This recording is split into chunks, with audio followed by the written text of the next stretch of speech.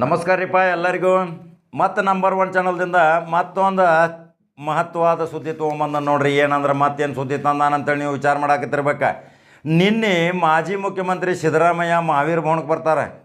ರಾಯಬಾಗ ಮತ್ತು ಕುಡ್ಚಿ, ಕಾಗವಾಡ, ಅಥಣಿ ಎಲ್ಲ ಗ್ರಾಮ ಪಂಚಾಯತಿ ಸದಸ್ಯರನ್ನು ಕೂಡಿಸಿ ಬೃಹತ್ ಸಮಾವೇಶ ಮಾಡ್ತಾರೆ. ಆ ಸಮಾವೇಶದಾಗ ಸಾವಿರಾರು ಜನ ಸೇರ್ತಾರೆ. ಆ ಸಾವಿರಾರು ಜನರ ಮುಂದೆ ವಿವೇಕರಾವ್ ಪಾಟೀಲ್ ಬಗ್ಗೆ ತೀಕ್ಷ್ಣವಾಗಿ ಪ್ರತಿಕ್ರಿಯೆ ಕೊಡ್ತಾರೆ.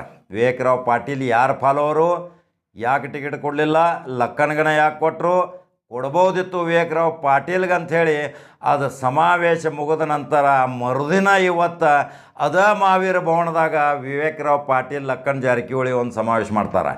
ಆ ಸಮಾವೇಶದಾಗ ವಿವೇಕರಾವ್ ಪಾಟೀಲ್ ಸಂವಿಧಾನ, ಸೋಷಿಯಲ್ ಜಸ್ಟಿಸ್ ಮತ್ತು ಸಾಮಾಜಿಕ ನ್ಯಾಯದ ಬಗ್ಗೆ ಸಿದ್ದರಾಮಯ್ಯ ಏನೇನು ಹೇಳ್ತಿದ್ರು, ಬಾಬಾ ಸಾಹೇಬ್ ಅಂಬೇಡ್ಕರರ ತತ್ವ ಸಿದ್ಧಾಂತ ಹೇಳ್ತಾರೋ, ಆದ್ರೆ ಮಲ್ಲಿಕಾರ್ಜುನ ಖರ್ಗೆ ಅವರಿಗೆ ಮುಖ್ಯಮಂತ್ರಿ ತಪ್ಪಿಸಿದಂಥ ಈ ಸಿದ್ದರಾಮಯ್ಯ ಬಗ್ಗೆ ಭಾಳ ಹೇಳೋದು ಅವಶ್ಯಕತೆ ಇಲ್ಲ ಅಂತ ಆ ಕ್ರಿಯೆಗೆ ಪ್ರತಿಕ್ರಿಯೆ ಕೊಟ್ಟಿದ್ದು ವಿವೇಕರಾವ್ ಪಾಟೀಲ್. ಏನು ಮಾತಾಡಿದಾರ ಅಲ್ಲಿ ಜನ ಎಷ್ಟು ಸೇರಿದ್ರು ಲಕ್ಕನ್ ಜಾರಕಿಹೊಳಿ ಪರವಾಗಿ ನೋಡ್ರಿ.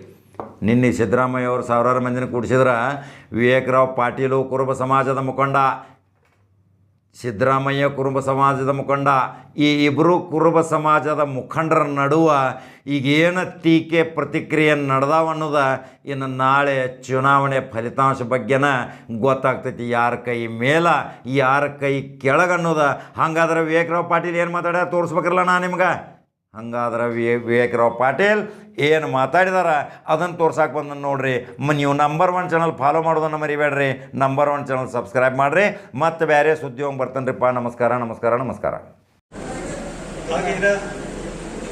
ಅಶೋಕ್ ಕುಮಾರ್ ಅವರು ಮಾತಾಡಿದವರು ಮತ್ತು ಲಕ್ಕನ್ ಸಾಬ್ ಅವರು ಮಾತಾಡಿದವರು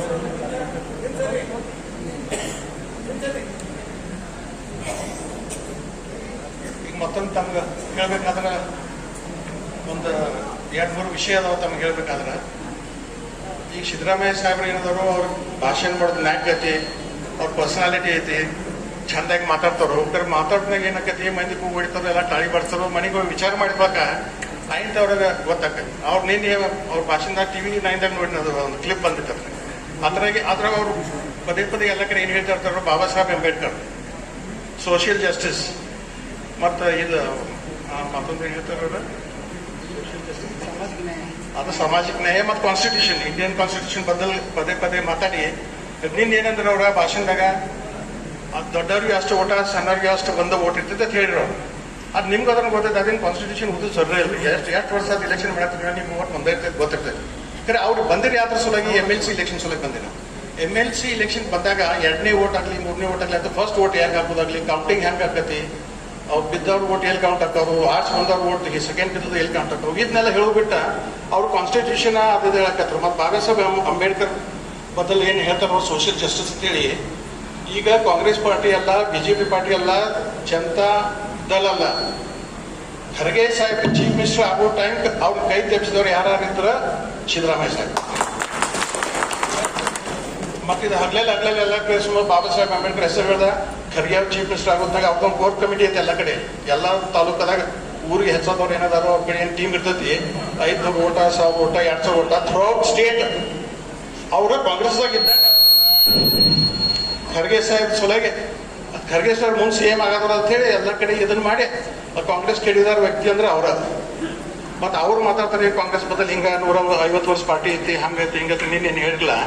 ಇದನ್ನೆಲ್ಲ ಅವ್ರು ಒಂದು ಬಟ್ ನಮ್ಮ ಕಡೆ ತೋರ್ಸೋದಾಗ 3 ಬಟ್ ಅವ್ರ ಕಡೆ ಬರ್ತಿರ್ತಾವೆ. ಅದನ್ನ ಒಟ್ಟು ವಿಚಾರ ಮಾಡೋದಿಲ್ಲ ಅವ್ರು ಯಾರೇ ಸನಿಗೆ ಕೂತಿರ್ತಾರೆ ಅಂಥವ್ರು ಕೂಡ ಏನು ಅವ್ರು ತಲೆಗೆ ತುಂಬಿಸ್ತಾರೆ, ಅದನ್ನ ಹೇಳಿ ಬಿಟ್ಬಿಡ್ತಾರೆ. ಮುಂದೆ ಅದು ಏನಾಗ್ತೈತಿ, ಏನಿದೆ ಅದು ಖರೆ ಸುಳ್ಳು ಏನೂ ವಿಚಾರ ಮಾಡಂಗಿಲ್ಲ. ಅದಕ್ಕೆ ದಯವಿಟ್ಟು ಯಾರು ಬಲಿ ಬೆಳಕು ಹೋಗ್ಬರ್ರಿ. ಲಕ್ಕನ್ ಸಾಹೇಬ್ ಅಂದ್ರೆ ನಾನಿದ್ದನ್ನು ಅಂತ ಹೇಳಿ ತಾವು ಎಲ್ಲರೂ ಓಟ್ ಹಾಕ್ತಾರೆ ಅಂತ ಹೇಳಿ ನಾವೊಂದು 2 ಮಾತು